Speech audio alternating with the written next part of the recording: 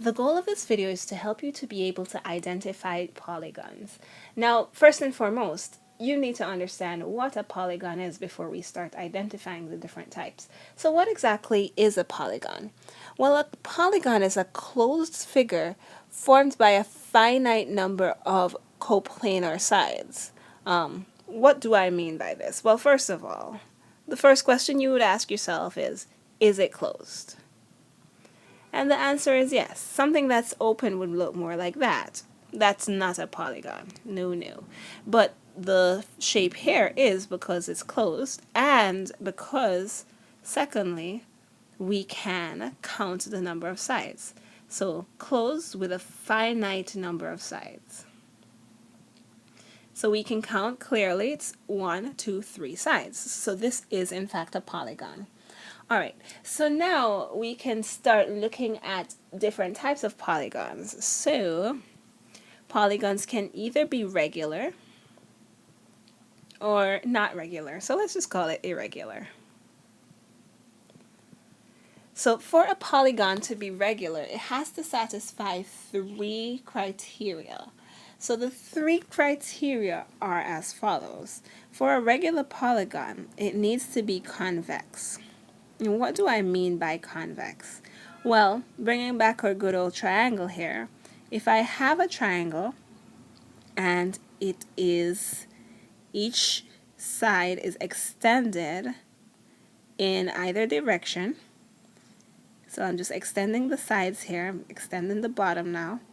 So when you extend the sides, none of those extensions should lie within the figure. And none of them do, so this is actually convex. For something irregular, it could be, it won't necessarily be, but it could be concave. And so concave is different from convex in that in this figure, which looks almost like a triangle, but it's not, if I extend the side here, it does go inside the shape here. So that's convex, and once it's convex, it cannot be regular. So that's one of the criteria to being a regular polygon. Another criteria for getting a regular polygon is equilateral.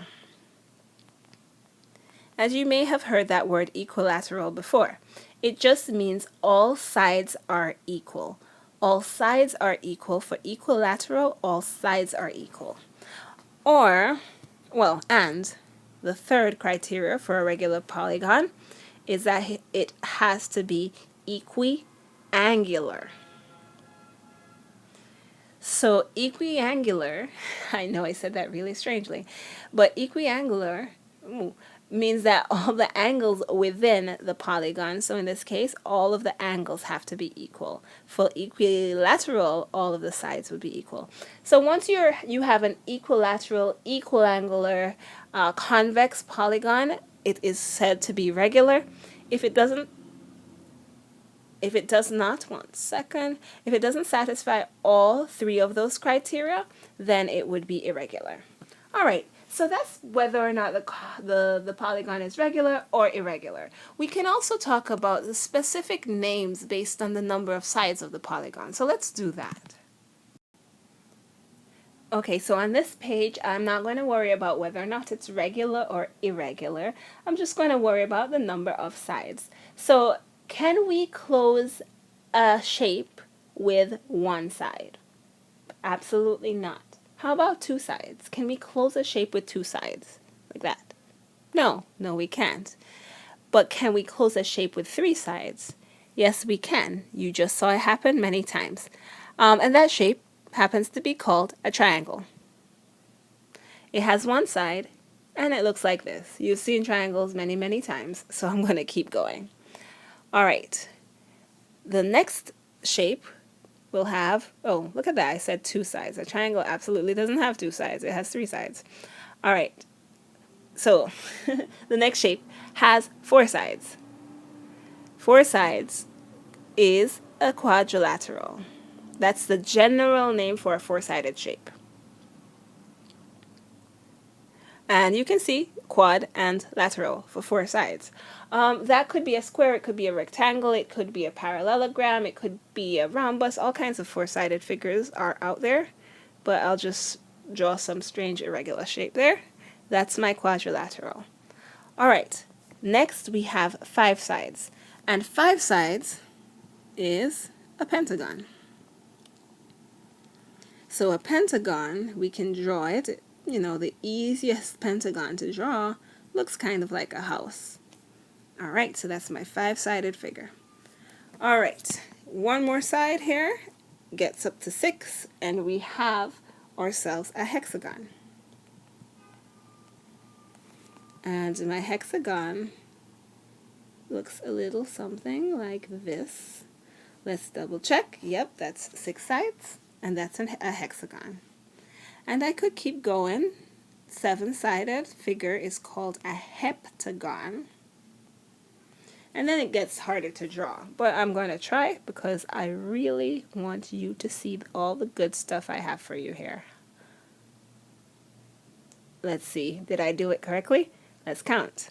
We have 1, 2, 3, 4, 5, 6, 7. Oh, I went to an octagon. So let's do this. I am happy that I successfully drew the octagon, so I'm going to keep that there. So that's my 8-sided figure. And for the rest, since I'm running out of space, I'll just give it the names and you can visualize what it would look like if it had 9 or 10 sides.